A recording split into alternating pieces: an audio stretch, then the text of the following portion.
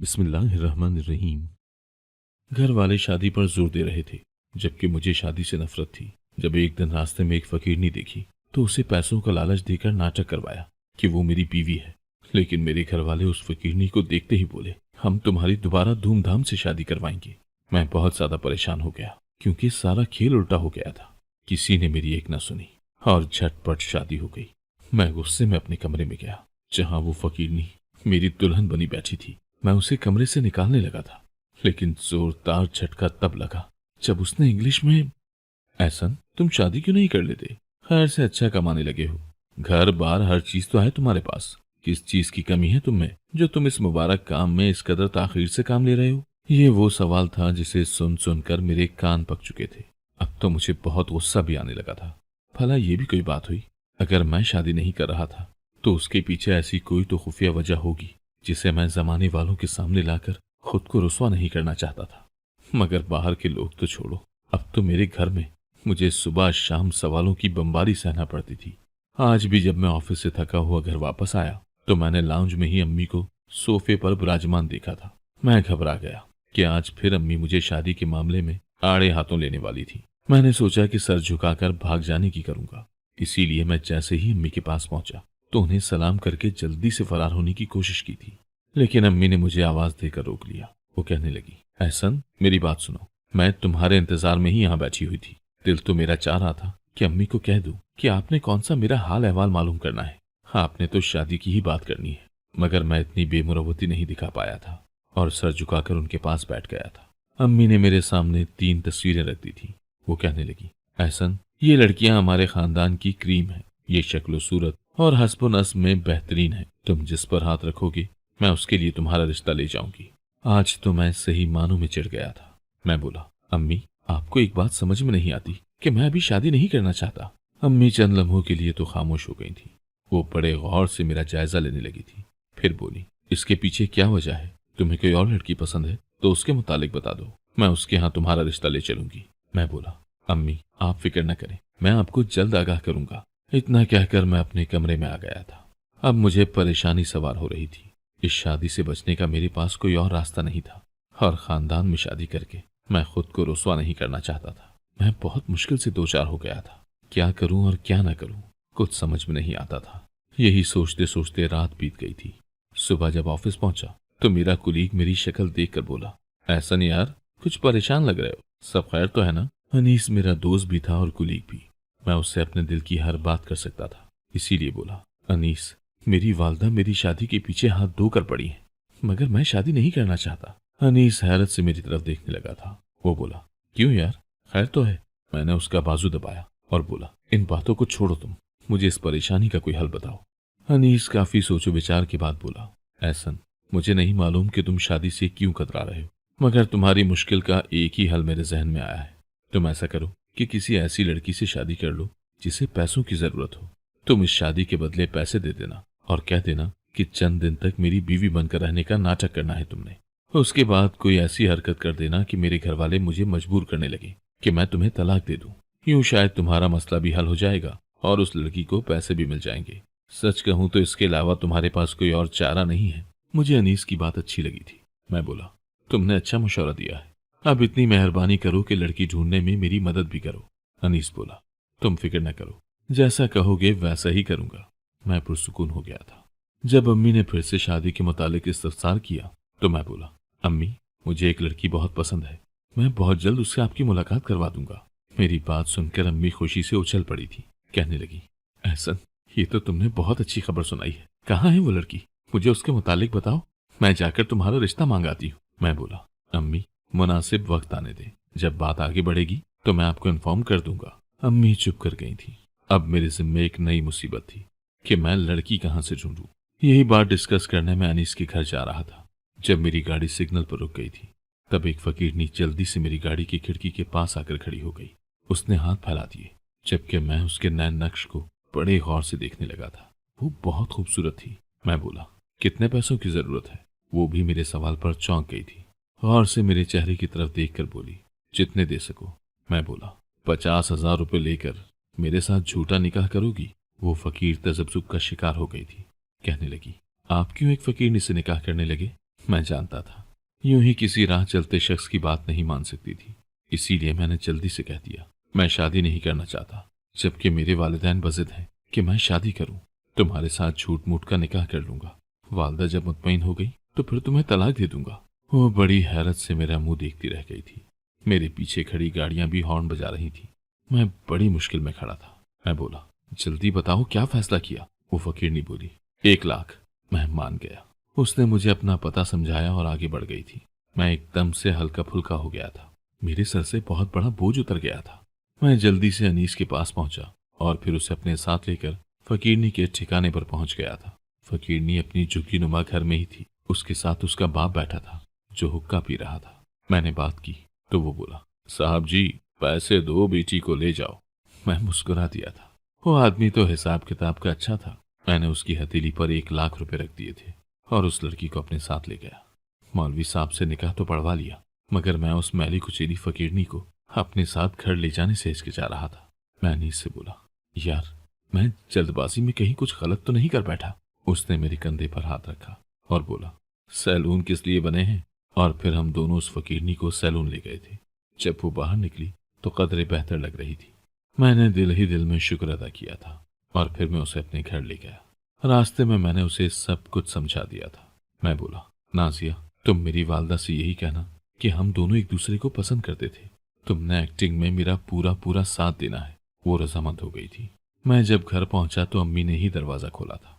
मुझे समझ नहीं आ रही थी कि अम्मी से किस तरह बात करूं। ये तो अच्छा हुआ कि अम्मी ने खुद ही मेरे पीछे छुपी हुई लड़की को देख लिया था। अम्मी कहने लगी, एहसन ये लड़की कौन है? मैं बोला, अम्मी ये वही लड़की है जिसकी वजह से मैं शादी नहीं करता था। आज मैं इसके साथ शादी करके इसे अपने साथ घर ले आया हूँ। अम्मी को मुझसे ऐसी बात की तवक्को नहीं थी।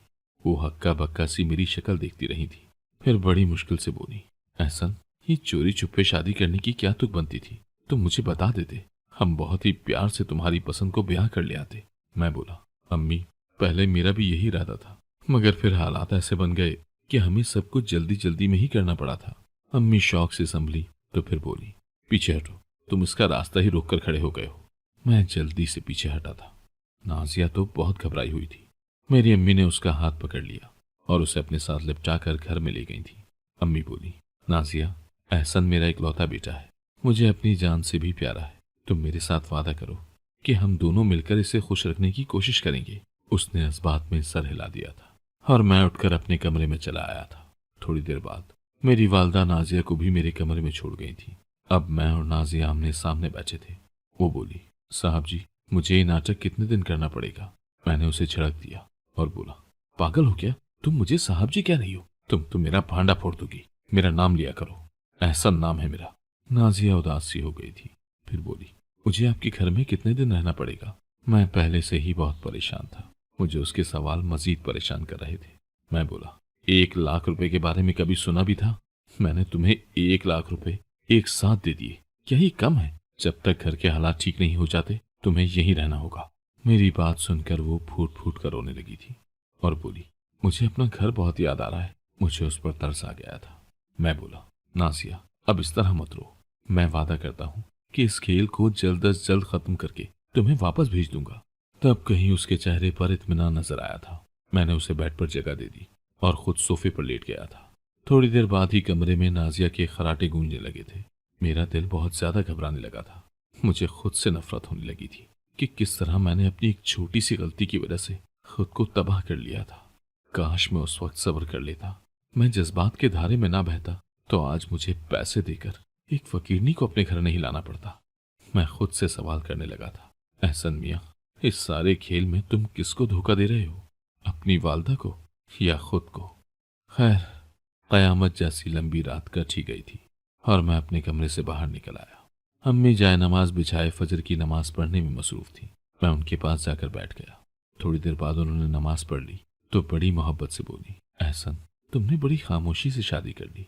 तुमने मुझे मेरी खुशी नहीं करने दी। मैंने तुमसे कोई गिला नहीं किया, मगर मेरे बच्चे अब तुमसे बस इतनी गुजारिश है कि तुम मुझे अपना वलीमा धूमधाम से करने दो। मैंने फौरन नफी में सर हिलाया था। मैं बोला, नहीं नहीं अम्मी ऐसा नहीं हो सकता। मेरी बात सुनकर अम्मी के माथे पर पल पड़ गए थे। वो बोली, क्यों? तुम मेरी कोई बात क्यों नहीं मानते एहसन? तुम्हारे साथ मसला क्या है? मैं बोला, अम्मी, शाजिया के लिए परेशानी खड़ी हो जाएगी। अम्मी कहने लगी, शाजिया अब मेरी बहू है, उसके लिए किसी किस्म की कोई परेशानी खड़ी नहीं होगी। मैं तुम्हारे वलीमे पर अपने दिल के सारे अरमान पूरे करूंगी, और अगर तुमने मेरी बात ना मानी तो ये घर तुम्हारे और तुम्हारी बीवी के हवाले। मैं यहाँ से चली जाऊंगी। जिस घर में मेरी राय की कोई अहमियत ही नहीं है, वहां रहकर मैंने क्या करना है। मैं वहां से उठकर घर से बाहर निकल गया था। मैं जिस मुसीबत से भाग रहा था वो अब मेरे आगे आकर खड़ी हो गई थी। मैं सारा दिन घर में दाखिल नहीं हुआ था। अनीस से इस बात का तस्करा किया तो वो कहने लगा, यार अपनी वालदा की बात मान लो। मैं सोच में पड़ गया था कि मैं किस तरह एक फकीरनी को दुनिया वालों के सामने अपनी बीवी के तौर पर पेश कर सकता था। ये सब मेरे ज़र्फ से बहुत बढ़कर था। आज फिर मुझे मेरी वो गलती याद आ रही थी जिसकी वजह से मैं इन हालात से दो चार हुआ था। मैं रोने लगा था और आज तो आंख से आंसू निकल आए थे जो बहुत अरसे से आंखों में जमे हुए थे। दिल पर बहुत गुबार छाया हुआ था। मैं मस्जिद में चला गया था। वहां जाकर मैंने रो रो कर अल्लाह के सामने अपना दर्द दिल रख दिया था। मैंने अल्लाह से माफ़ी मांग ली थी। मैंने बहुत बड़ा जुर्म किया था। मैं अल्लाह से ही इस गुनाह की माफ़ी मांग रहा था। अल्लाह की याद में वाकई बहुत सुकून है। मैं रोता रहा था और फिर दिल पर सुकून होने लगा था। मैंने सोच लिया था कि मेरे परेशान होने से कुछ नहीं होगा। अल्लाह ने सब कुछ पहले से ही लिख रखा है। मैंने खुद को हालात के धारे पर छोड़ दिया था। मैं घर पहुंचा तो अम्मी ने मुझे बताया कि उन्होंने हॉल की बुकिंग करवा ली है। मैं चुप ही रहा था और यूं अगली ही रात एक बहुत बड़े हाल में मेरा वलीमा बहुत धूमधाम से हुआ था। मेरी अम्मी की बदौलत सब लोग एक फकीरनी को मेरी बीवी के तौर पर जान रहे थे और मैं अंदर ही अंदर कुढ़ता चला जा रहा था। खैर, तकरीब का अख्तिताम हुआ था। हम सब घर पहुंच गए थे। मैं अपने कमरे में अफसरदा सा बैठा था जब मेरी बीवी मेरे पास आई और अंग्रेजी में परेशानी का सबब मालूम करने लगी। मैं एक झटके से खड़ा हो गया था। मैं हक्का बक्का सा खड़ा उसको देखता रहा था। मैं बोला, क्या कहा तुमने? उसने फिर से अंग्रेजी में मुझसे मेरे मसले के मुतालिक इस्तफसार किया था। मैं बोला, मुझे बताओ तुमने इंग्लिश कहाँ से सीखी है? वो मुस्कुरा दी और बोली, मैं सब कुछ बता दूंगी, पहले मुझे अपने बारे में बताएं। मैं तजस्सुस का शिकार था। उसके मुतालिक सब कुछ जानना चाहता था, मगर इससे कबल मुझे अपने बारे में हर बात उसे बताना थी। मैंने खुद में बड़ी मुश्किल से हिम्मत पैदा की थी। मैं बोला, नाजिया, मैंने एक बहुत बड़ा गुनाह किया था। मेरी जवानी के शुरू के अय्याम थे और मैं अपने पुराने मोहल्ले में रहने वाली एक लड़की से बहुत मोहब्बत करने लगा था। बाद में मुझे इल्म हुआ कि वो भी मुझे चाहती है, लेकिन उस लड़की का घराना बहुत सख्त था। बहुत ज्यादा पर्दा करवाया जाता था और लड़कियों को घर से बाहर निकलने की इजाजत भी नहीं थी। मुझे वो अक्सर छत पर खड़ी नजर आया करती थी। एक दिन मैंने हिम्मत करके उसकी जानिब एक खत उछाल ही दिया था और थोड़ी देर बाद ही मुझे जवाब भी मौसूल हो गया था। अलीना ने मुझे बताया था कि वो भी मुझे बहुत पसंद करती है, बल्कि वो छत पर आती ही मेरी वजह से है। वो मेरा इंतजार करती रहती है कि मैं कब छत पर आऊं और वो छत पर आकर मुझे एक नजर देख सके। हम दोनों का जवान खून था। ऐसा लगता था जैसे इस दुनिया में हम आए ही इश्क करने हैं। मैंने उससे कहा कि तुम मुझसे मिल लो, लेकिन वो हिचकिचा रही थी। मैंने अब हर खत में उससे मिलने का तकाजा करना शुरू कर दिया था और आखिरकार वो भी हार मान गई थी। उसने मुझसे मिलने की हामी भर ली थी। हमने एक पार्क का इंतखाब किया था। हम दोनों बहुत खुश थे कि इतने अरसे बाद एक दूसरे को आमने सामने देखेंगे। आखिरकार हम दोनों के मिलने का दिन भी आ ही गया था। हम पार्क में बैठे एक दूसरे की जानिब देख देख कर मुस्कुरा रहे थे और फिर मैंने हाथ बढ़ाकर उससे वादा लिया कि वो सारी जिंदगी मेरी रहेगी। मैंने उसे बताया था कि मैं अपनी तालीम मुकम्मल करके जॉब ढूंढूंगा और फिर अपना रिश्ता उसके लिए भेजकर उससे शादी कर लूंगा। उसने मेरा हाथ थाम लिया था। अभी हम अहदो पैमा में ही उलझे हुए थे कि अचानक किसी ने मेरे कंधे पर हाथ रख दिया था। मैंने सर उठाकर देखा तो अलीना के दो भाई खड़े थे। अलीना भी बहुत ज्यादा घबरा गई थी। उसके भाइयों ने मुझे पार्क में ही पकड़कर खूब मारा था।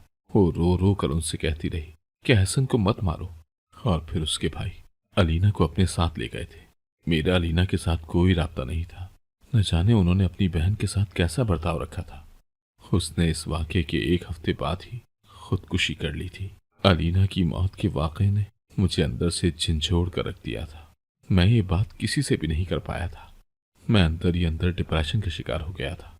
मैंने इस सारे वाक़े में खुद को ही कसूरवार पाया था। ना मैं उसे मिलने के लिए मजबूर करता और ना ही हम दोनों की इश्क की बात किसी पर खुलती। उस दिन से मैंने शादी से ही तौबा कर ली थी। मुझे यही खौफ रहता है कि अगर मैंने शादी कर ली तो अलीना की रूह को बुरा लग जाएगा। वो क्या सोचेगी? मैंने किस तरह उसे धोखा दे दिया। नासिया, फिर यूं भी तो हो सकता है ना कि मेरी बेटी भी अलीना जैसे निकले, वो भी खुदकुशी कर ले, तो फिर मैं क्या करूंगा? मेरी बातें सुनकर नाजिया ने एक गहरी सांस खारिज की थी। वो बोली, एहसन, मैं आप समझी कि आप शादी के नाम से क्यों खौफजदा रहते थे। आपने क्यों 1 लाख रुपए के बदले में एक फकीरनी से कागजी शादी की थी। आपकी जवानी के अय्याम का गिल्ट आपको अंदर ही अंदर से खत्म कर रहा है। आपको चाहिए था कि आप किसी माहिर नफ्सियात के पास जाते, उससे अपने दिल की बातें करते, तो शायद आपको इस गिल्ट से निजात मिल जाती। मैं बोला, मुझे गिल्ट से निजात जरूर मिल जाती, मगर क्या वो मेरे गुनाह से मुझे निजात दिला सकता था? नहीं ना। नाजिया बोली, अल्लाह इंसान के गुनाह माफ कर देता है, बशर्तिया कि माफी सच्चे दिल से मांगी जाए और इस बात का कसद कर लिया जाए कि ये गुनाह दोबारा सरजद नहीं होगा। मैं नाजिया की बातों से बहुत मुतासिर हुआ था, इसीलिए बोला, मुझे बताओ तुम कौन हो? नाजिया मुस्कुराने लगी थी। वो बोली, कहने को तो मैं एक फकीर बाप की फकीर बेटी हूँ, जो उसके साथ उसकी झुग्गी में रहती हूँ, मगर हकीकत ऐसी नहीं है। मैं इस मुल्क की एक नामवर माहिर नफ्सियात हूँ। पिछले ही महीने मुझे मेरे अस्पताल के हेड ने ये ड्यूटी सौंपी कि भिखारियों के साथ घुल मिलकर उनकी जात के पोशीदा पहलुओं को जांचूं। मैं ये मालूम करूं कि जब वो किसी के सामने हाथ फैलाते हैं तो उन्हें कैसा महसूस होता है। मैं इसी मिशन पर निकली थी, मगर मुझे एक और बहुत दिलचस्प केस मिल गया था। मुझे एक अमीर आदमी ने शादी की ऑफर की थी और वो कागजी शादी के लिए एक फकीरनी को 1 लाख रुपए तक की ऑफर कर रहा था। फिर दिल में ख्याल आया कि शायद आप किसी डकैत ग्रुप के सरगना हो। आप शादी का लालच देकर लड़कियों को आगे भेज देते हो। मैंने ये बात अपने हेड के साथ की थी। उन्होंने न सिर्फ मुझे शादी करने की इजाजत दी, बल्कि मेरे बताए हुए पते पर मुझे फौरी तौर पर एक झुग्गी भी बना कर दी और एक अदद बूढ़ा बाप भी फराहम किया था। हमारी मुसलसल निगरानी हो रही है ताकि किसी भी मुश्किल वक्त में मेरी मदद की जा सके। मैं नाजिया की बातें सुनकर बहुत ज्यादा हैरान हुआ था। तब वो बोली, एहसन, आप बुरे इंसान नहीं हैं, बल्कि अपने गुनाह से वाकिफ होना और उस पर पशेमान होना, ये तो बेहतरीन इंसान की दलील है। मगर इंसान को ये भी चाहिए कि वो सच्चे दिल से अपने गुनाह से तौबा कर ले और फिर यह अहद कर ले कि वो ये गुनाह नहीं दोहराएगा। इसके बाद वो नेकियां करता रहे, इस उम्मीद पर कि अल्लाह मेरे पिछले गुनाह को माफ कर देगा। यूं एक गुनाह को सीने से लगाकर अपनी जिंदगी तबाह नहीं कर लेनी चाहिए। खैर एहसन, मेरी शादी कहीं ना कहीं तो होनी ही थी ना। आपसे हो गई और ये मेरे लिए बड़े एजाज की बात है।